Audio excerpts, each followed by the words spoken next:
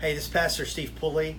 It's Monday, and I'm sending you this video because you're either an integral part of leadership in our Restore ministry, or you're in the process of thinking about joining that team. And I want to say this to you. I want to let you know that we will have our Restore kickoff a week from tonight, January the 14th. Gray Holbrook is going to give an awesome testimony, so it's going to be a blast. And I'm excited about having you there. But in the meantime, I want to invite you to be a part tonight, starting at 6 o'clock, of our Prepare Week.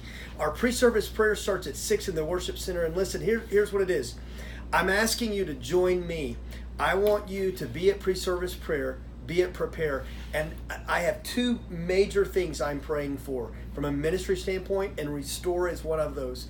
I'm asking you to join me to pray that God gives you and me fresh vision, that He brings people that need to get set free, that He brings new leadership, that God just does what only He can do in and through Restore. I look forward to seeing you tonight. I know there's going to be distractions. If you're fasting, if it's your first time or your 100th time, we're going to just make it through together. And I'm so proud of you. I love you, and I look forward to seeing you tonight and 1 week from tonight at our Restore kickoff.